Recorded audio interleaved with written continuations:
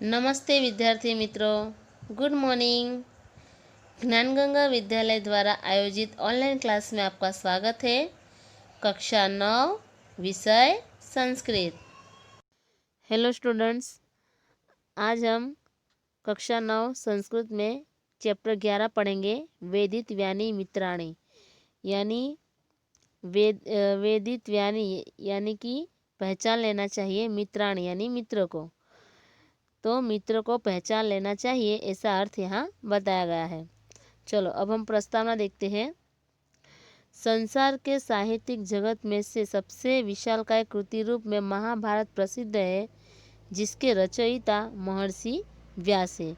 इस समय महाभारत ग्रंथ में लगभग 1 लाख श्लोक प्रमाणित हैं।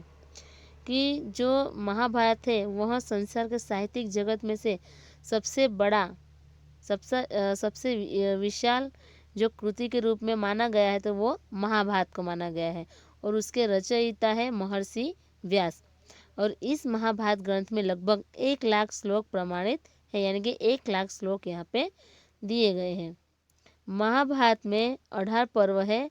प्रथम पर्व का नाम आदि पर्व है, जबकि सबसे अंतिम पर्व स्वर्गारोहण पर्व है। 12वें शांति पर्व में जीवन की अनेक समस्याओं का निरूपण किया गया है। कि कहा है कि महाभारत में 18 पर्व है और जो प्रथम पर्व है उसका नाम आदि पर्व है, जबकि जो सबसे अंतिम पर्व है वो है स्वर्गारोहण पर्व। और जो 12वां है वह शांति पर्व है, जिसमें जीवन की अनेक समस्याओं का निरूपण किया गया है। शांति पर्व में कुल मिलाकर 365 अध्याय है। इन सभी अध्यायों को राजधर्मानुशासन पर्व यानी कि इसमें 1 से 130 और आप धर्म पर्व में 131 से लेके 173 तक है, और मोक्ष धर्म पर्व जिसमें 174 से लेकर 365 ऐसे आंतरिक पर्वों में विभाजित किया गया है, बराबर। और इनमें से आप धर्म पर्व में भीष्म और युधिष्ठिर का संवाद है, और इसमें राजनीति का उपदेश है। ऐसे ही एक प्रसंग पर हर व्यक्ति को अपने मित्र रखने चाहिए, ऐसा बोध युधिष्ठिर को दिया गया है। इस उपदेश के द्वारा यह भी बताया गया है कि मित्र कैसे हो सकते हैं, वे किस तरह बन सकते हैं और किस तरह वे हम पर उपकार करते हैं, तो वो इसमें बताया गया है, बराबर। तो चलो अब हम श्लोक की तरफ बढ़ते हैं। चलो तो पहला श्लोक देखते हैं हम। वेदित व्यानि मित्राणि विज्ञाचापि शत्रवः एतत् सुसूक्ष्म लोकेऽस्मिन् दृश्यते प्राज्ञसम्मतम्। तो वेदित व्यानि मित्राणि यानी कि मित्रों को पहचान लेना चाहिए। विज्ञाचापि यानी कि शत्रु को जान लेना चाहिए। ऐसा यहाँ कहा है कि मित्रों को जान लेना चाहिए और शत्रु को भी पहचान लेना चाहिए। एतत् सुसूक्ष्म लोके अस्मिन् दृश्यते प्राज्ञसम्मत। तो कहा है कि जो बहुत ही चतुर है, प्राज्ञसम्मत यानी कि जो चतुर है, जो ज्ञानी है, बराबर, तो मतलब कि वो पहचान सकता है कि कौन कौन मित्र बनाने के लायक है और कौन शत्रु है। तो वो बहुत ही सूक्ष्म रूप से ऐसे लोग देखते हैं। जो बहुत होशियार होते हैं ज्ञानी होते हैं, वह मित्रों को पहचानने के बाद ही दोस्ती करते हैं। पहले वह सूक्ष्म रूप से उसका निरीक्षण करता है, फिर बाद में वह दोस्त यानी कि मित्र बनाता है। तो इस श्लोक द्वारा हमें समझ आता है कि किसी के भी साथ दोस्ती नहीं करनी चाहिए। सबसे पहले उसको परख लेना चाहिए, निरीक्षण रूप से देख लेना चाहिए कि वह दोस्ती के लायक है या शत्रु के लायक है। तो यह पहले श्लोक में कहा है कि मित्र को जान लेना चाहिए और शत्रुओं को पहचान लेना चाहिए। इस दुनिया में यह बात जो समझदार, जो ज्ञानी व्यक्ति है, तो वो वो अत्य सूक्ष्म रूप से वो देखता है, तभी वो जाके दोस्त बनाता है। बराबर। चलो अभी दूसरा श्लोक देखो। शत्रुरूपा ही श्रुदयो मित्ररूपाक्ष शत्रवः संधितास्ते न बुध्यन्ते काम क्रोधवशम गताः। तो यहाँ कहा है कि शत्रु रूपा यानी कि दुश्मन का रूप धारण करने वाला, और मित्र रूपा यानी कि मित्र का रूप धारण करने वाला। फिर एक काम क्रोध वशम, तो काम और क्रोध के वश में हुए। तो दूसरे श्लोक में कहा है कि शत्रु रूपा यानी कि दुश्मन का रूप धारण करने वाले मित्र और मित्र का रूप धारण करने वाले दुश्मन होते हैं। तो कहा है कि जिसको हम दुश्मन मानते हैं असल में वो हमारा दोस्त भी हो सकता है, और जो हमारा दोस्त होके भी यानी कि जिसके बारे में हम जानते हैं, जिससे हमारी बहुत पहले से ही दोस्ती होती है, जिसको हम सबसे ज़्यादा मानते हैं, तो वो दुश्मन भी हो सकता है। जैसे कि भी स्कूल में जैसे हमारा कोई मित्र है, बराबर, जिससे हम बातचीत भी नहीं करते हैं, जिसको हम दुश्मन मानते हैं, लेकिन आपकी गैर हाजिरी में जो आपके बारे में बुरा बोलता है, और जब वो व्यक्ति जब मतलब आपका अच्छा बोलता है, तो वो आपका शत्रु नहीं होता, लेकिन वो आपका मित्र होता है। बराबर। तो ऐसे ऐसे लोग होते हैं कि जिसको हम दुश्मन मानते हैं असल में वो हमारा दोस्त होता है, और जिसको हम सबसे ज़्यादा मानते हैं तो वो हमारा दुश्मन भी हो सकता है। तो यहाँ कहा है कि दूसरे श्लोक में कहा है कि संधि तास्ते न बुध्यन्ते काम क्रोध वशम गता। तो काम क्रोध यानी कि काम और क्रोध के वश में हुए हो और अपने साथ जुड़े हुए हो, ऐसे उन सबको पहचाना नहीं जा सकता है। बराबर। कि जो अगर अगर जिससे अगर हमने अपने मित्र से गुस्से में बात कर दी हो, तो वो हमसे दुश्मनी भी कर सकता है। बराबर। यानी कि वो काम क्रोध के वश में मतलब वश में वो हुए हो, और वो क्या होता है कि वो अपने साथ ही जुड़े होते हैं, तो ऐसे लोगों को हम पहचान नहीं सकते हैं। बराबर। चलो आगे। नास्ति जातु रिपुर्नाम मित्रम नाम न विद्यते व्यवहाराच जानते मित्राणि रिप वस्तथा। यानी कि नास्ति जातु विद्यार्थी मित्रों, ये जो तीसरा श्लोक है वो बहुत ही मतलब ये श्लोक बहुत बार एग्जाम में भी आ चुका है। बराबर। तो इस श्लोक में आप ज़्यादा ध्यान देना कि नास्ति जातु यानी यहाँ कहा है कि जातु यानी कि कभी भी, रिपु यानी शत्रु, और नाम निश्चित रूप से, विद्यते यानी होता है, और व्यवहारात यानी कि व्यवहार रूप से, जानते यानी होते हैं। तो कहा है कि निश्चित रूप से कभी भी कोई शत्रु नहीं होता है। क्या कहा है कि निश्चित रूप से कभी भी कोई शत्रु नहीं होता है, और निश्चित रूप से कोई मित्र भी नहीं होता है। व्यवहाराच जानते मित्राणि रिप वस्तथा। यानी कि वो व्यवहार से यानी कि व्यवहार से मित्र तथा शत्रु होते हैं। यानी क्या होता है कि कभी कभी कोई व्यक्ति हमारा शत्रु कि मित्र होता नहीं है, बल्कि वो हमारे व्यवहार के आधार पर रखता है। अगर हम किसी सामने वाले व्यक्ति से अच्छा व्यवहार करेंगे तो वो हमारा मित्र बनेगा, लेकिन हम अगर सामने वाले व्यक्ति के साथ बुरा व्यवहार करेंगे तो वो हमको शत्रु ही समझेगा। बराबर।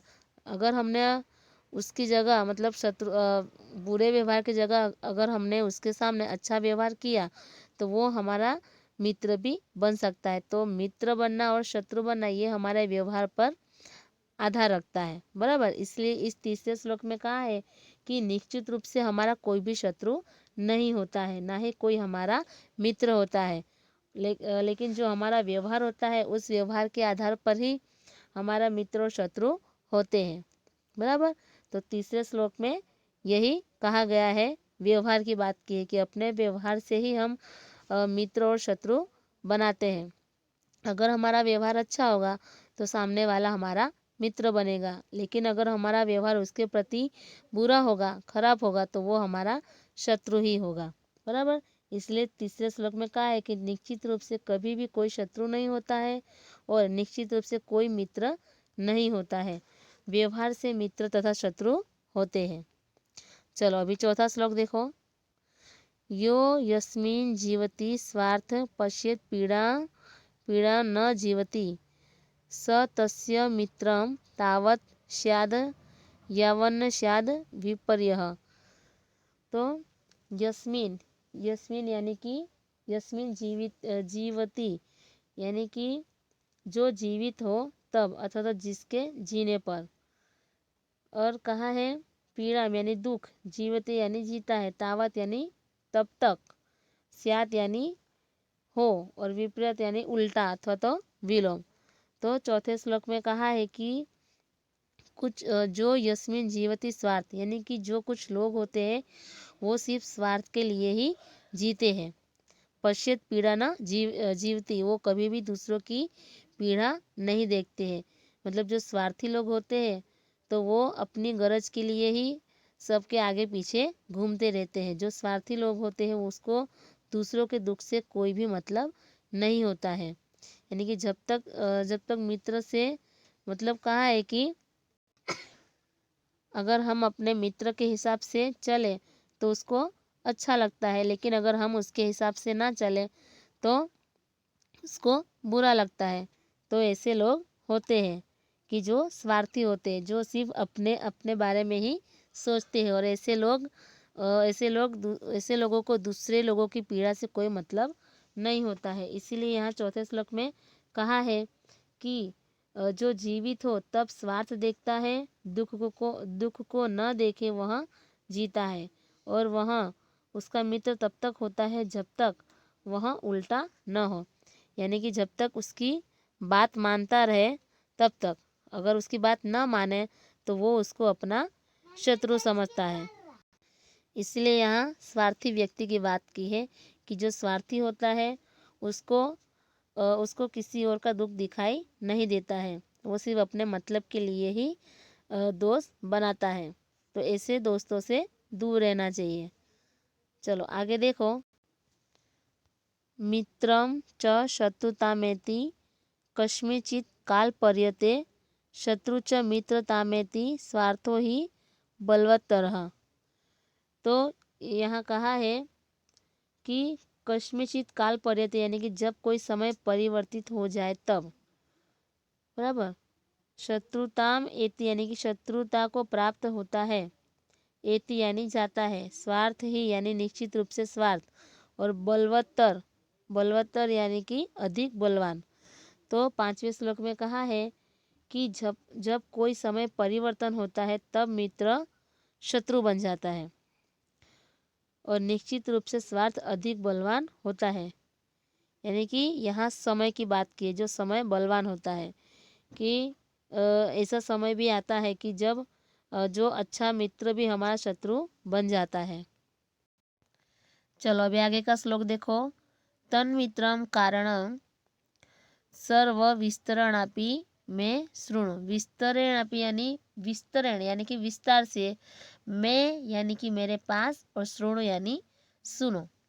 कारणात यानी कि कारण रूप। प्रियता मेति यानी कि प्रिय, बराबर, कि जो प्रिय बन जाता है वो। और द्वेष यानी कि द्वेष का पात्र, बराबर, दुश्मनी के पात्र। भवती कारणात, तो कारण रूप से वो द्वेष के पात्र है, ऐसा बताया है। चलो देखते हैं श्लोक में कि तन्मित्रम कारणम सर्व विस्तरणापि में शृणु, कि यहाँ कारण की बात की है कि कारण, किस कारण से, बराबर, वो कारण के हिसाब से वो दोस्त भी बनता है, और एक कारण से वो दुश्मन भी बनता है। तो कारण के हिसाब से यहाँ दोस्ती अथवा तो मित्रता होती है। तो यहाँ कहा है कि तन्मित्रम कारणम सर्व विस्तरणापि में शृणु, कि वह मित्र सबका कारण रूप है,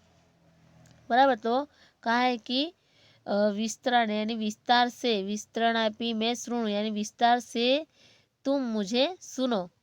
कारणात प्रियता मेति, बराबर, कि किस मतलब कहा है कि कारणात प्रियता मेति द्वेषो भवति कारणात, कि वह कारण से प्रिय बन जाता है और कारण से द्वेष का पात्र बन जाता है, बराबर।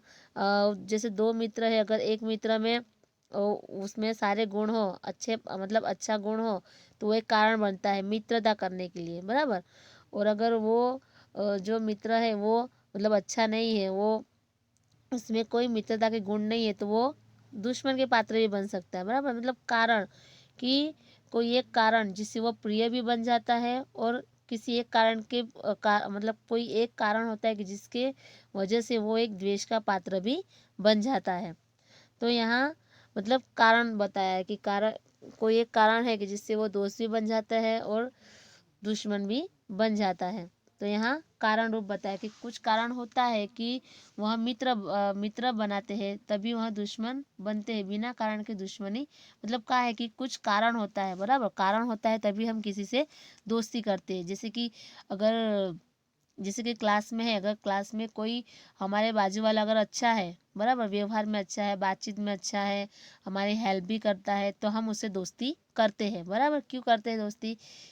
किसी कारण की वजह से। कि कौन सा कारण? में अभी मैंने कहा कि जैसे कि वो हमारी हेल्प करता है, बराबर, तो वो एक कारण भी हो सकता है दोस्ती करने के लिए, बराबर। तो हम उससे दोस्ती करते हैं। अगर वो हमारी हेल्प नहीं करता है, वो हमसे अच्छे से बात नहीं करता है, तो हम उससे दुश्मनी कर लेते हैं। तो मतलब कारण होता है उसका, बराबर। तो इसलिए छठे श्लोक में कहा है कि मित्र, वह मित्र सबका कारण रूप बनता है, बराबर। अच्छा या बुरा है, वो एक कारण रूप से बनता है, और वह कारण से प्रिय भी बन जाता है, और कारण से वह द्वेष का पात्र भी बन जाता है। चलो अभी आगे देखो। प्रियो भवति दानेन प्रिय वादेन चापरः मंत्र होम जप जपेरन्यः कार्यार्थ प्रियते जनः। प्रियो भवति प्रिय यानी कि मतलब जो प्रिय है, बराबर, जो अच्छा है। दानेन मतलब जो दान देता है, बराबर, दानेन यानी कि दान से। प्रिय वादेन यानी कि मधुर वचन से। कहा है कि प्रियो भवति दानेन प्रिय वादेन चापरः, यानी कि कहा है कि एक व्यक्ति दान से प्रिय होता है। प्रियो भवति दानेन यानी कि एक व्यक्ति दान से प्रिय होता है। प्रिय वादेन चापरः, और जो दूसरा व्यक्ति है वो अपने मधुर वचन से प्रिय बनता है। फिर आगे कहा है कि मंत्र होम जप न्य, बराबर। तो कहा है कि अन्य व्यक्ति है वो मंत्र, होम और जप से कार्यार्थ प्रियते जनः, यानी जो कार्य है, बराबर, कार्यार्थम यानी कि कार्य के लिए अथवा कार्य पूर्ण करने के लिए। तो कहा है कि अन्य व्यक्ति मंत्र, होम, जप से कार्य पूर्ण करने के लिए प्रसन्न किया जाता है। तो अगर यहाँ 7वें श्लोक में कहा है कि अगर हमें किसी व्यक्ति का प्रिय बनना है तो क्या करना चाहिए, बराबर। किसी व्यक्ति का अगर हमको प्रिय बनना है तो क्या करना चाहिए, वो हमें 7वें श्लोक में बताया है। कि कहा है कि कोई अगर कोई अच्छा सोचता है, अच्छा बोलता है, तो उसका वर्तन हमको अच्छा लगता है, बराबर। तो वो हमको अच्छा लगता है। अगर कोई सामने वाला मीठी वाणी बोलता है, अच्छा बोलता है, अच्छा व्यवहार करता है, तो हमको वो अच्छा लगता है, तो हम उसे मित्र बनाते हैं। तो यहाँ पे कहा है कि जो प्रियो भवति दानेन, यानी कि जो एक व्यक्ति है वो दान से प्रिय होता है, और प्रिय वादेन चापर, यानी कि जो दूसरा व्यक्ति होता है वो मधुर वचन से प्रिय बनता है। फिर कहा कि मंत्र होम जप अन्य कार्यार्थ प्रियते जनः। तो इसमें कहा है कि मंत्र, कहा है कि अन्य व्यक्ति मंत्र, होम और जप से कार्य पूर्ण करने के लिए प्रसन्न किया जाता है। कि जैसे कि अगर घर में कुछ गलत हो रहा हो, तो मतलब बोलते हैं कि भाई आपके घर में गलत हो रहा है, ये हो रहा है, अच्छा नहीं हो रहा है, तो आप मंत्र होम जप करवाइए ताकि अच्छा हो। तो उससे भी व्यक्ति प्रिय बन सकता है। इसलिए 7वें श्लोक में कहा है कि एक व्यक्ति दान से प्रिय होता है और दूसरा व्यक्ति मधुर वचन से प्रिय बनता है। और अन्य व्यक्ति मंत्र, होम और जप से कार्य पूर्ण करने के लिए प्रसन्न किया जाता है। चलो आगे देखो। उत्पन्न कारणे प्रीतिराशिनो कारणांतरे प्रध्वस्ते कारणास्थाने सा प्रीतिर्निवर्तते। उत्पन्न कारण यानी यहाँ कहा है कि प्रीति यानी प्रेम, कारण है कारणांतर यानी कि एक कारण में और दूसरे कारण में। फिर कहा है कि उत्पन्ना आसित यानी कि उत्पन्न हुई थी। कारणास्थान यानी कारणास्थाने प्रध्वस्ते यानी कारण का स्थान नष्ट होने पर। तो कहा है कि उत्पन्न कारणे प्रीति राशिनो कारणांतर यानी कि हम दोनों के बीच एक कारण से या दूसरे कारण से प्रीति उत्पन्न हुई थी।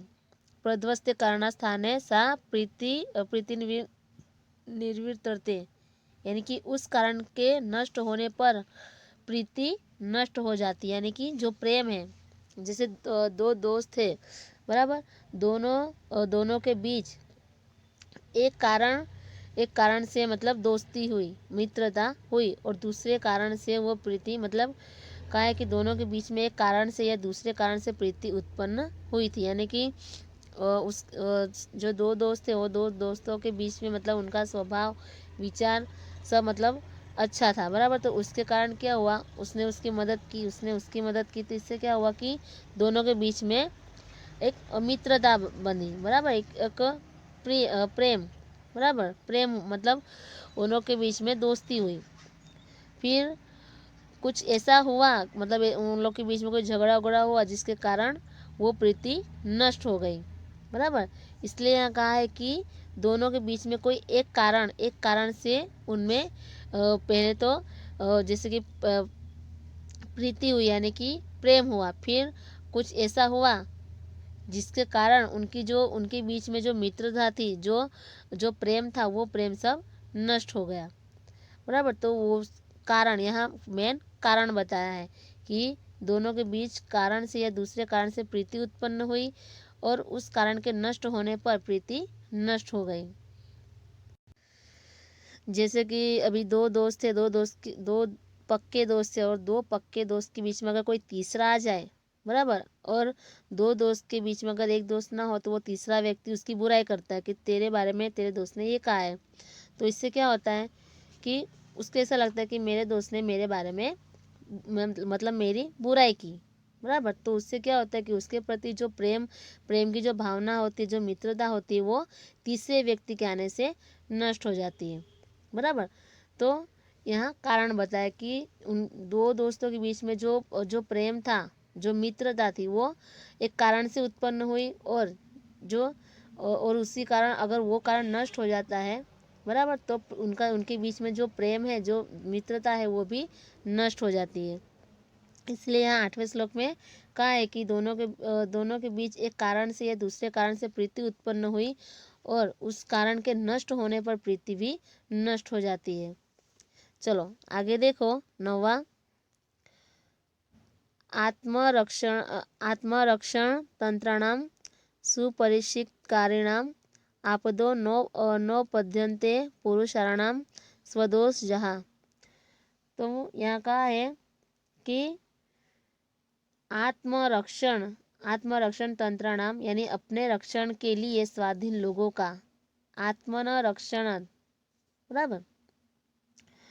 तो यहाँ कहा है कि सुपरिचित तारीणात यानी अच्छी तरह से जांच कर कार्य करने वाला, और स्वदोष जहा यानी अपने दोष से उत्पन्न हुई।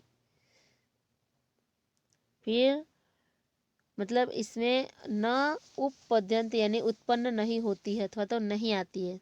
तो ये इस 9वें श्लोक में कहा है कि आत्मरक्षण तंत्राणाम कि अपने रक्षण के लिए स्वाधीन और अच्छी तरह से जांच कर कार्य करने वाले लोगों को अपने दोषों के कारण आपदो नोपद्यन्ते पुरुषाणाम स्वदोष जातो, जांच कर सुपरीक्षित यानी कि अच्छी तरह से जांच कर कार्य करने वाले लोग दोषों के कारण उत्पन्न आपत्तियां नहीं आती हैं।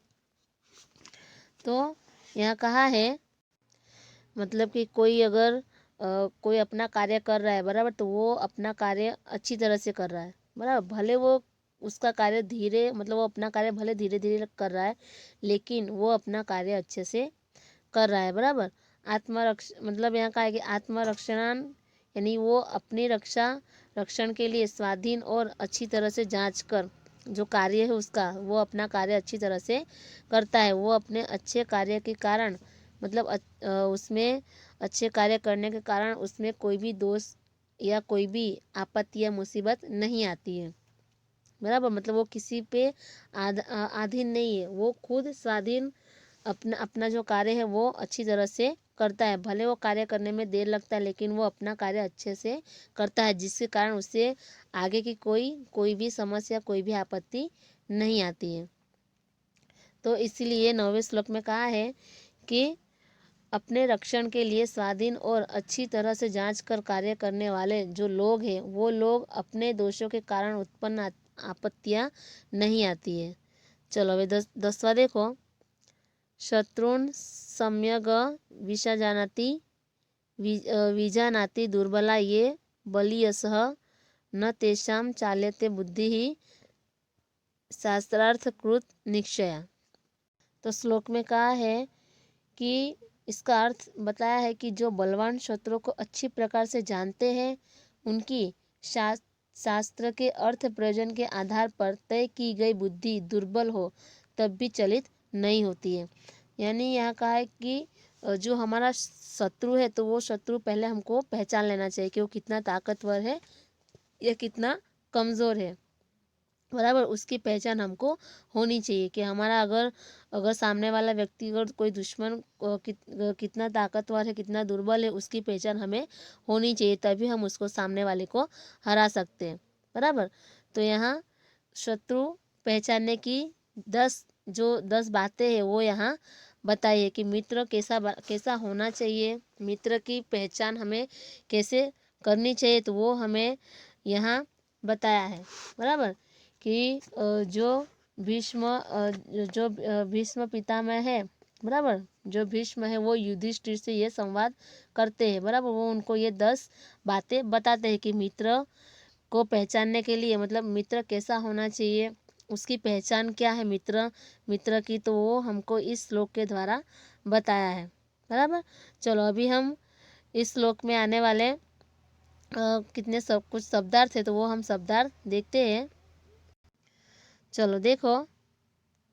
वेदित्व्यानि मित्राणि, यानी मित्रों को पहचान लेना चाहिए। चलो देखो।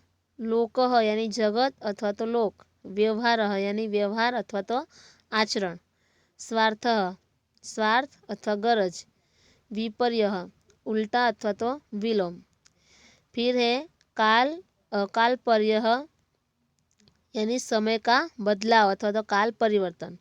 प्रियवादः यानी प्रिय लगे ऐसी वाणी अथवा वचन। पीड़ा दुख अथवा कष्ट। शत्रुता दुश्मनी। मित्रता मैत्री अथवा दोस्ती। प्रीति यानी प्रेम अथवा स्नेह।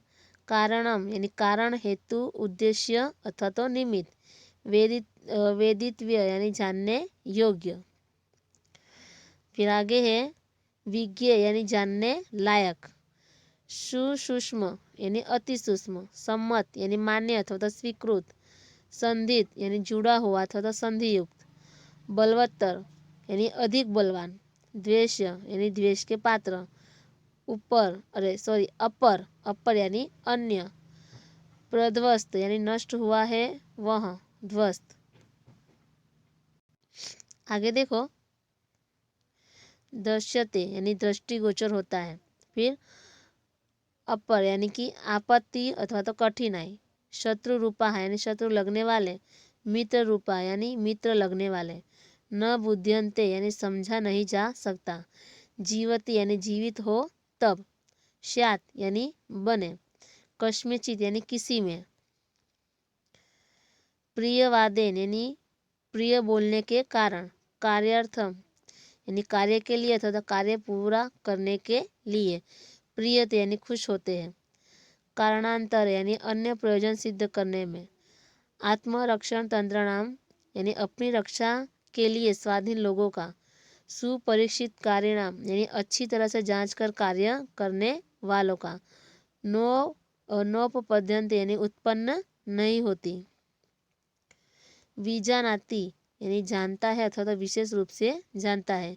बलियशः यानी बलवानों को। चाल्यते यानी चलित किया जाता है। शास्त्रार्थ कृत निश्चय यानी शास्त्र का अर्थ प्रयोजन के आधार पर तय किया गया। तो ये शब्दार्थ जो है वो आपको आपकी नोटबुक में सुंदर अक्षरों में लिखना है। आगे के वीडियो में हम आगे का पार्ट पढ़ेंगे। Okay, thank you.